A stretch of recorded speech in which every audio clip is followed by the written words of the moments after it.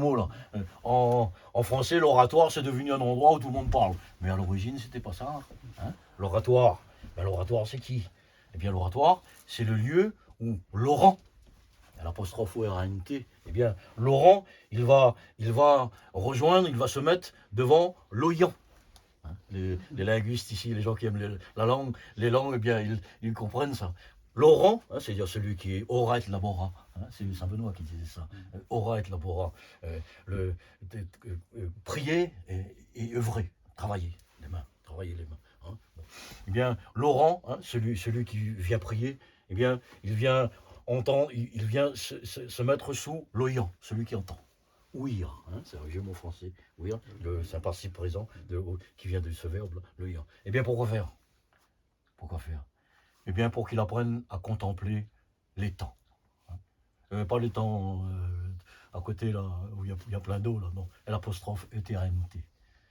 Les temps, eh bien, c'est le seul qui est, EST. C'est le seul, c'est le seul. Hein. Donc, Laurent, c'est celui qui vient seul devant le seul. Voilà, devant le seul. Alors, ce seul-là, il est oyant. Il m'entend. Hein. Il m'entend. Et il m'entend pourquoi? Il m'entend. Vous savez, entendre en français veut dire comprendre aussi. Hein. L'entendement, n'est-ce pas? Hein. Entendre. Hein. Comprendre. Comprendre, c'est quoi? C'est connaître. Et connaître, c'est quoi? Dans le temple. Connaître, eh bien, c'est connaître Dieu. Et connaître Dieu, c'est quoi? C'est une connaissance intellectuelle. C'est une connaissance de la raison. C'est une connaissance où il y a une définition. Non, la connaissance de Dieu, eh bien, c'est la contemplation. C'est la béatitude. C'est la vision. Gloria. C'est voir. Hein, c'est ressentir, eh bien, c'est contempler. Contempler celui qui est. Donc voilà un petit peu quelques explications sur cette base, ces deux messages hein, qui nous viennent de Mohammed sallallahu alayhi wa sallam. Hein. D'abord inspiré par Dieu, hein, Fafiru ilallah, le Coran, et ensuite ses paroles à lui, les hadiths. Hein. Voilà. Et donc, jusqu'à présent, qu'est-ce que nous avons fait? Nous avons défini cette voie. Hein. Nous avons défini cette voie. Voilà. Humblement, nous avons montré aussi, hein, en définissant, hein, on montre aussi la voie. Voilà, la voie elle est comme ça. Il faut faire ceci, il faut faire cela, etc. Donc, les méthodes, hein, les moyens, etc. Bon, donc, vous savez, vous vous rappelez, hein, nous vivons sur la terre, hein, nous subissons l'aridité, la faim, les efforts, la fatigue sur la terre. Nous sommes des êtres humains. Un jour, nous arrivons devant l'océan. Hein, nous sommes fatigués. Hein, parce que, eh bien, nous avons patienté, hein, nous avons souffert. Hein. La souffrance, alhamdulillah, louange à Dieu, la souffrance est un bienfait, est un bienfait divin. Hein. Dieu ne fait pas n'importe quoi. Hein. S'il nous fait souffrir, c'est pourquoi? Parce qu'il est méchant. Hein, parce qu'il ne nous aime pas. Qu'est-ce qu'on serait si on penserait ça? S'il nous fait souffrir, c'est pour notre bien, oui. Bon, ça, tout le monde le dit, ça. S'il nous fait souffrir, c'est pour une raison bien précise. Voilà. C'est pour nous purifier. Vous savez, comme on dit, vous prenez de la terre, vous mettez dans le feu, ça devient un sabre, ça devient un acier. Vous prenez de l'or, vous prenez un diamant, vous sortez ça de la terre, ça n'a pas de forme, c'est sale. Pour que l'or brille, pour que le diamant soit taillé en facettes, qu'est-ce qu'il faut? Il faut le feu. Hein. La flûte de Maulana Roum, la flûte. Hein. Écoute la flûte. John Hikayat, mais connaître quelle histoire elle raconte. La flûte, eh bien, vous allez à côté de l'étang, là, vous voyez les roseaux. Vous diriez que vous pourriez faire une flûte avec ça. Hein. C'est un roseau qui pousse, c'est une plante. Bien que, qu'est-ce qui fait qu'il va y avoir cette alchimie, cette transformation du roseau en un instrument qui donne un merveilleux son? Qu'est-ce qui fait ça? Eh bien, le feu aussi. C'est encore les efforts. Il faut couper le roseau. Hein. Il faut le faire sécher. Il va souffrir. Il n'y a plus d'eau en lui. Il a soif, hein, le roseau. On l'a coupé déjà. Il a soif. Ensuite, il sera scié par le luthier. Il va être coupé, etc. C'est pas fini. Hein. Parce que qu'est-ce qui fait qu'une flûte va donner un son? C'est parce qu'il n'y a rien à l'intérieur. Vous regardez une flûte, qu'est-ce qu'il y a dedans? Il y a le vide. Et donc, comment ils font les luthiers ben, il y a une méthode très simple. Hein. Ils rougissent, une barre de fer au feu, hein, du même diamètre, et puis ils plongent ça dans le roseau. Hein. Et donc, ça fait un vide total. Bien, c'est ce qui se passe dans le cœur du voyageur, hein, ce roseau-là. Hein. Et donc, nous avons défini tout cela. Hein. Nous sommes sur la terre, nous avons subi tout ça. Et un jour, on arrive devant l'océan. Eh bien, c'est là, vous savez, moi je viens de l'océan Indien, depuis mon enfance, depuis ma naissance jusqu'à maintenant, j'entends l'océan, moi. Je veux dire, je suis né là-dedans, moi. Hein.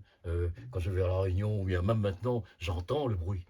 Alors c'est là que le voyageur devant l'océan, eh bien, il entend le son, le son de la flûte, cet océan qui, qui, qui, qui nous offre la beauté de sa musique. Hein. Mais on avait défini cela. Ce voyageur est toujours sur la terre.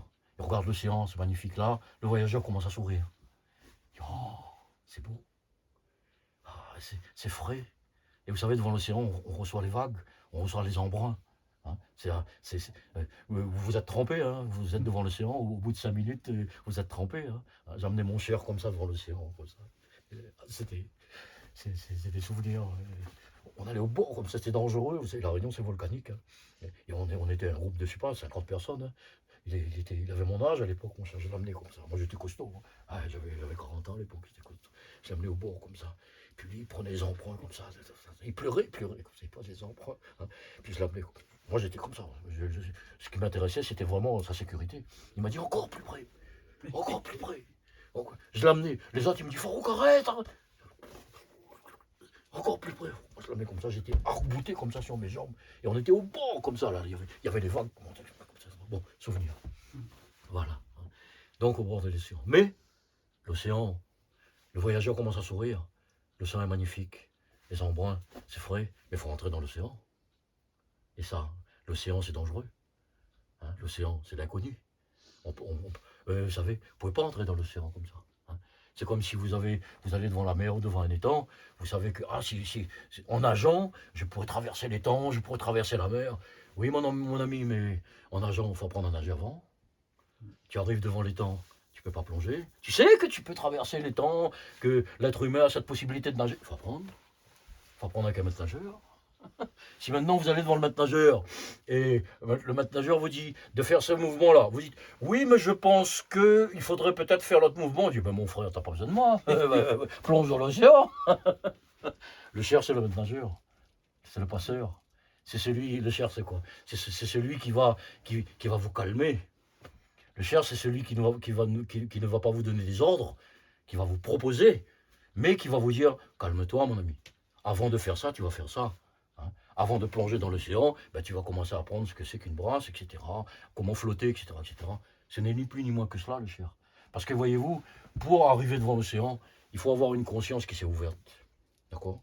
Une conscience qui s'est ouverte. Fafiru ilallah. Celui ou celle qui a fui le monde et ses pollutions. Eh bien, cette conscience est ouverte, mais et si ce voyageur ou cette voyageuse va seul dans l'océan, ils doivent se noyer.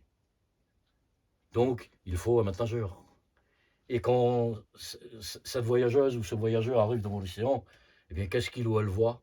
Eh bien, il voit un bateau venir, arriver. On avait défini ça un peu. Il y a un bateau avec un marin dedans, un monsieur, c'est tout. Une barque avec un monsieur. Ce monsieur, il sourit. Hein, il descend. Moi, je l'appelle le passeur.